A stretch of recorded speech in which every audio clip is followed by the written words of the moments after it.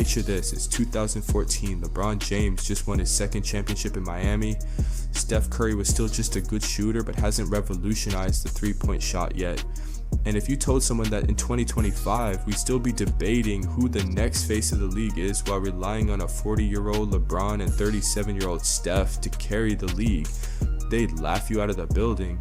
But here we are 11 years later, and despite having the most talented group of young superstars in decades, we're still asking the same question: who's next? The problem isn't talent. The problem is that being the face of the league requires something beyond just being really good at basketball. And today we're going to expose exactly why each of your favorite young players, despite their incredible potential, has a fatal flaw that's keeping them from claiming that throne. Let's establish first what it actually takes. The face of the league needs 4 things: undeniable talent, championship success, mainstream appeal, and that intangible it factor that makes casual fans care. Tyrese Haliburton. Let's start with the guy who just proved everyone wrong by taking Indiana to the NBA Finals. After being called overrated in that anonymous player poll, Haliburton went on one of the most clutch playoff runs in recent memory. The man shot 12 of 14 on shots to tie or go ahead in the final 2 minutes of playoff games. That's not just good, that's legendary. His playmaking is elite, his basketball IQ is off the charts, and he's got that infectious personality that teammates genuinely love playing with. When he took that massive pay cut to help the Pacers build a contender, it showed the kind of leadership and selflessness you want from a franchise player. The way he controlled the pace made everyone around him better and stepped up in the biggest moments. That's exactly what you want from the face of the league. But here's the heartbreaking reality: Haliburton's path to becoming the face of the league isn't being blocked by his own limitations, it's being destroyed by factors completely outside his control. That Achilles injury didn't just sideline him for the season, it potentially ended his championship window before it ever really opened. And this isn't about his talent or his character or his leadership, this is about cruel and unfortunate timing. The Pacers just recently lost Miles Turner through free agency to their rival the Milwaukee Bucks, their defensive anchor and the perfect complement to Haliburton's offensive brilliance. Turner was the rim protector who allowed Indiana to play fast and loose on offense, knowing they had that safety net behind them. Now he's gone. But the real killer, Haliburton is going to miss the entire 2026 season at minimum. We're talking about a full year of his prime gone, and that's assuming he comes back at full strength, which history tells us is far from guaranteed. Point guards don't typically return from Achilles injuries the same player they were before. Look at the track record. Isaiah Thomas never recovered his explosiveness. John Wall was never the same dynamic force. Even when players do come back, they're often more cautious, less willing to make those split-second cuts and drives that made them special in the first place. And here's what makes this even more tragic. The supporting cast that helped Haliburton reach the finals isn't getting any younger. Pascal Siakam will be 32 by the time Haliburton potentially returns. Obi Toppin, Aaron Nesmith, all these role players who overachieved during that magical playoff run, will they still be at that level in 2 years? And 2, will they even still be there? The Pacers' championship window was already narrow. They weren't the most talented team in the league, but they had perfect chemistry, perfect timing, and a point guard who made everyone around him better. Now that window might have slammed shut through no fault of Haliburton's own. Jayson Tatum. Here's where I need to give credit where it's due. Tatum gets way too much disrespect for what he's accomplished. Yes, the Celtics have incredible depth. Yes, Jaylen Brown won Finals MVP and Eastern Conference Finals MVP. But let's not pretend Tatum isn't the engine that makes that whole machine run. Tatum is the guy opposing teams game plan for. He's the one drawing double teams and creating opportunities for everyone else. When the Celtics need a bucket in crunch time, the ball goes to Tatum. When they need someone to guard the other team's best player, it's Tatum switching onto them. His offensive game is legitimately elite. He can score from all 3 levels. He's improved his playmaking dramatically, and he's clutch when it matters most. That Game 6 performance against Miami, in the 2022 Eastern Conference Finals, scoring 26 points in the fourth quarter and overtime to force a Game 7. That's superstar stuff, and that's a lot coming from me because I really can't stand the Boston Celtics. But here's the problem that's going to haunt his legacy. That Achilles injury might have just ended his prime before he could truly establish himself as the undisputed best player in the league. Even if he comes back healthy, there's always going to be that question mark. And at 26, he was just entering what should have been his peak years. The other issue is perception. Fair or not, there's this narrative that Tatum gets carried by his supporting cast. And when your second option wins Finals MVP, it's hard to shake that narrative. The face of the league needs to be undeniably the best player on their championship team. Tatum might be that guy, but the optics don't always support it. And let's be honest about his personality. He's not exactly must-see TV off the court. He's professional, he says the right things, but he doesn't have that magnetic charisma that draws in casual fans. The face of the league needs to be bigger than basketball, and Tatum, for all his talent, hasn't shown that transcendent appeal. Jaylen Brunson. I love what Brunson has done in New York, bringing playoff basketball back to Madison Square Garden after years of mediocrity. That's what stars do. His game is beautiful in its simplicity. He's not the most athletic guy, he's not the biggest, but he just knows how to play basketball. That mid-range game is automatic, his decision making is elite, and he's got that clutch gene that you can't teach. When the Knicks need a bucket, Brunson finds a way to get it. The leadership is undeniable too. You see how his teammates rally around him, how he carries himself in big moments. That playoff run where he played through injuries, willing the Knicks to the second round. But let's be honest about the limitations. He's 6 feet 2 inches in a league that's getting bigger and more athletic every year. The last face of the league under 6 feet 6 inches was Allen Iverson, and that was over 20 years ago when the game was completely different. Iverson also had that rebellious cultural icon status that transcended basketball. Brunson, for all his excellence, doesn't have that same crossover appeal. His game, while effective, isn't transcendent. He's not doing anything that makes casual fans stop scrolling on their phones. He's not breaking the internet with highlight reel plays. He's just really good at basketball, which unfortunately isn't enough in today's social media driven world. Plus, he's already 28. The face of the league usually claims that title in their early to mid 20s and holds it for a decade. Brunson's timeline doesn't match up. By the time he could theoretically reach that level, he'll be in his 30s competing against guys who are just entering their primes. The Knicks' championship window is also questionable. They're good, maybe even great, but are they championship level good? Can Brunson be the best player on a title team? The jury's still out, and time isn't on his side. Ja Morant. Nobody, and I mean nobody, is more exciting to watch than Ja Morant when he's locked in. The dunks, the swagger, the way he can single-handedly shift the energy of an entire arena. His impact on Memphis was immediate and undeniable. He took a franchise that was stuck in mediocrity and turned them into a decent team. That playoff series against Golden State, where he went toe-to-toe with Steph Curry, that was a star-making performance. The way he carried himself, the confidence, the clutch shots. It was everything you want from a franchise player. The athleticism is otherworldly. We've never seen a player his size move the way he moves, jump the way he jumps. Those dunks aren't just highlights. They're physics-defying moments that make you question what's actually possible on a basketball court. But being the face of the league means being the face of the league 365 days a year. And Ja has proven time and time again that he can't handle that responsibility. The gun incidents, the suspensions, the constant drama. You can't market a league around someone who might not be available to play. The 2023 season was supposed to be his breakout year. Instead, he missed most of it due to suspension because of incidents involving guns. And here's the kicker.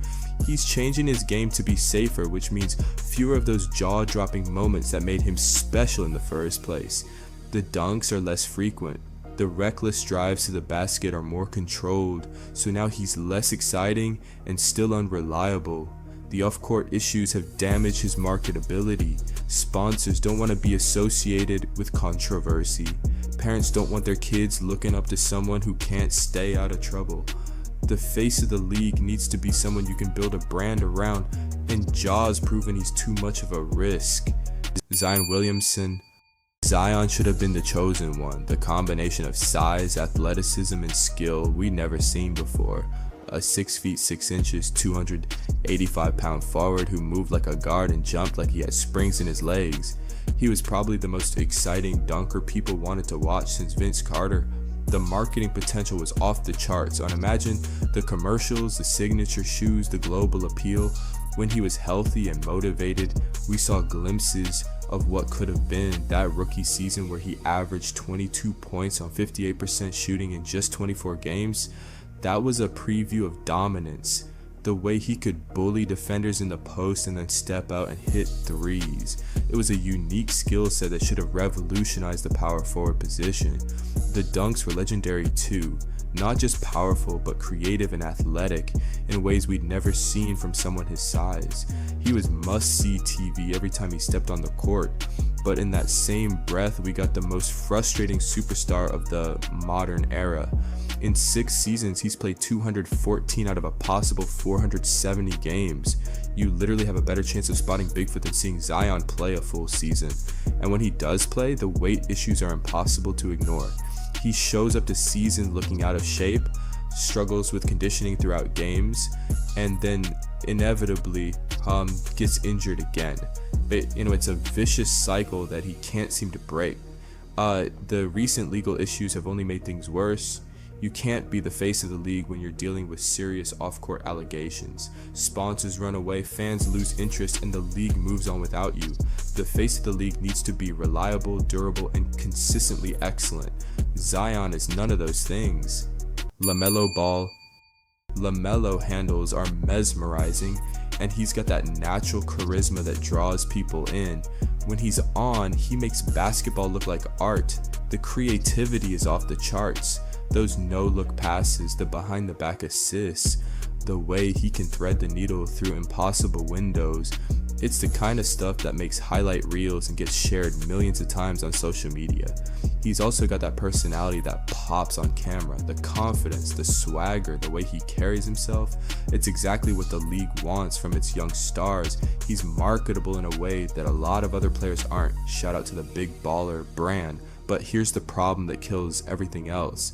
He's been in the league for 4 years and has made the playoffs exactly 0 times. The Charlotte Hornets are basketball purgatory, and LaMelo seems perfectly content putting up empty stats on a team that wins 25 games a year. The defense is non-existent. He gets hunted in playoff type games and opposing teams target him relentlessly. You can't be the face of the league if you're a liability on half the court. The shot selection is also questionable. Yes, he makes some incredible shots, but he also takes a lot of terrible ones. The face of the league doesn't get to stat pad in meaningless games. They elevate their teammates, they make winning plays, they drag mediocre rosters to the playoffs. LaMelo does highlight reel passes while his team gets blown out by 30. That's not leadership, that's entertainment. And let's be real about Charlotte. Is that franchise ever going to be relevant? Can LaMelo be the best player on a championship team? The evidence suggests no. He might need to leave Charlotte to reach his potential, but even then, the defensive limitations and shot selection issues will follow him. Anthony Edwards. Ant-Man has all the tools. The athleticism, the confidence, the personality that pops on camera. He talks like Michael Jordan and plays with that same fearless mentality that made MJ special. When he's locked in, he's absolutely electric. And let's give him credit for what he has accomplished. Like Edwards has already beaten some of the biggest names in the NBA in playoff series. He knocked out Kevin Durant and the Suns. He eliminated Steph Curry and the Warriors. He even sent LeBron James home in the first round and even took a victory lap around the stadium in Los Angeles to celebrate and talk trash to the fans. But here's the brutal reality that kills everything else. Beating superstars in individual series doesn't mean anything if you can't finish the job, and Edwards has proven time and time again that he can't close the deal when it matters most. For all that talk about being the next face of the league, what has he actually accomplished beyond those individual series wins? One conference finals appearance that ended in embarrassment. That's it. That's his entire playoff resume of meaningful success. The face of the league doesn't just talk a big game, they back it up with hardware. The talent is undeniable, the personality is perfect, and yes, he can beat superstars in playoff series. But until he actually wins something that matters, a championship, a finals appearance, heck, even just getting past the conference finals, he's just another talented player who can win big games but can't win when it counts most. The face of the league needs to be proven in the biggest moments, and Edwards' biggest moment is still waiting to happen. Victor Wembanyama. Wemby's already doing things we've never seen before.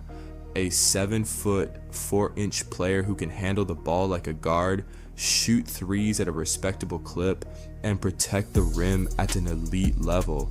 He's appointment television every night, and he's only going to get better. His defensive impact is already historic. The way he alters shots just by being on the court, the way he can switch on to guards and still contest their shots is revolutionary. He's averaging over 3 blocks per game while also hitting multiple threes. That combination has never existed before. The offensive potential is scary too. He's already showing flashes of being able to create his own shot, post up smaller defenders, and even run the break. As he fills out physically and gets more comfortable with the NBA game, he could become unstoppable. The global appeal is obvious. He's French, he's unique, and he's playing for a franchise with championship pedigree. But history is not kind to players his size. Look at the list of 7 feet 3 inches plus players who've had long, successful careers. It's basically just Kareem and that's it. Yao Ming was incredible, but his career was cut short by injuries. Gary Murray-san, Manute Bol, Sean Bradley all had injury issues that limited their careers. The human body isn't designed to be that tall and play basketball at that intensity for 15 plus years. The stress on his joints, his back, his feet, it's going to be enormous. We're already seeing minor injury concerns, and he's only in his second season.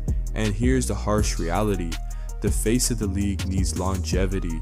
Jordan played 15 seasons, Kobe played 20, LeBron is in year 22. Can we really expect Wemby's body to hold up for that long?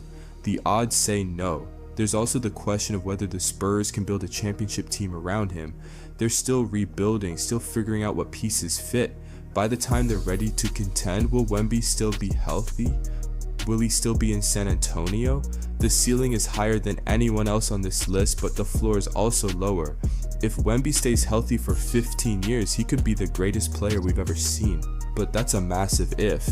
Shay Gilgeous-Alexander, SGA might actually be the best player on this entire list. He just won MVP, led OKC to a championship, and he's only 27 years old. His game is flawless, efficient, clutch, and winning basketball. He can score from anywhere on the court. He's improved his playmaking dramatically, and he's clutch in the biggest moments. The numbers are ridiculous. He's averaging nearly 30 points per game on elite efficiency while leading one of the best teams in the league. His mid-range game is automatic, his finishing at the rim is elite, and he's even developed into a respectable three-point shooter. The leadership is there too. You see how the Thunder respond to him, how he carries himself in big moments. He's the engine that makes that whole team go, and without him, they're just another young, talented team that can't get over the hump. But here's the problem that's going to kill his mainstream appeal: the flopping. SGA has turned drawing fouls into an art form, but it's not the kind of art that casual fans want to watch. He's constantly throwing his head back, flailing his arms, and looking for calls instead of just playing basketball. Nobody wants to see that. The personality is also a major issue. SGA gives you perfect basketball and nothing else. No trash talk, no emotion, no storylines that capture the imagination. He's Tim Duncan with better offensive skills. Incredibly effective, but not exactly must-see TV. The face of the league needs to transcend the sport. They need to be cultural icons, not just great players. And SGA, for all his perfection, doesn't have that magnetic personality that draws in non-basketball fans. He's boring in the worst possible way. Even his game, while effective, isn't particularly exciting to watch. It's a lot of mid-range jumpers, a lot of free throws, a lot of methodical basketball. The Thunder's success might actually hurt his individual profile too. They're so deep, so well coached that SGA doesn't have to carry them the way other superstars carry their teams. He's great, but he's not transcendent. He's not must-see TV. Luka Doncic, on paper, Luka should already be the face. He's putting up numbers that would make Magic Johnson jealous, averaging near triple doubles while leading teams to the playoffs year after year. The way he manipulates defenses, the way he sees plays, develop 3 steps ahead of everyone else. It's basketball artistry. When he's locked in, he's virtually unguardable. That step back 3 has become one of the most unstoppable shots in basketball. But watch Luka for 5 minutes and you'll see the problem. The constant complaining to refs after every single call. The body language when things go wrong. Throwing his hands up, arguing with teammates, looking defeated when the game is still winnable. The conditioning issues that have plagued him since day one, showing up to seasons looking like he spent the summer at an all-you-can-eat buffet instead of a gym. You can't be the face of the league when half the fan base finds you insufferable to watch. Kids don't want to emulate a player who spends more time arguing with referees than actually playing basketball. And let's be real about his playoff track record.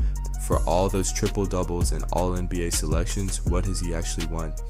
One finals appearance where they got gentlemen's swept by a Celtics team that was clearly better. The face of the league doesn't get bounced in the first round year after year, which is exactly what happened in Dallas before the Lakers trade.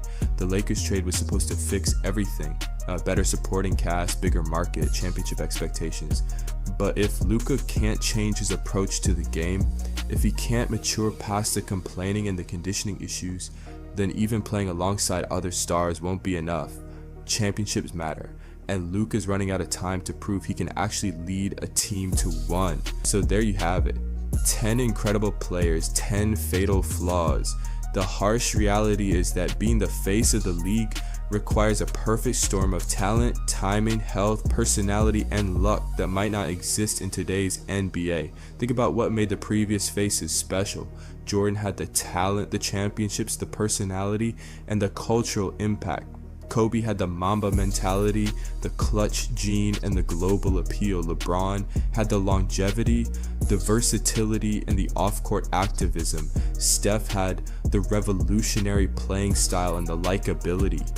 Each of these current stars has some of those qualities, but none of them have all of them. Or maybe the next face of the league isn't even in the NBA yet. Maybe they're still in high school, still developing their game, still years away from making their mark. Maybe we're looking at this all wrong, trying to force one of these guys into a role they're not meant to fill. But based on what we've seen so far from this current crop of stars, don't hold your breath waiting for the next Jordan, Kobe, or LeBron.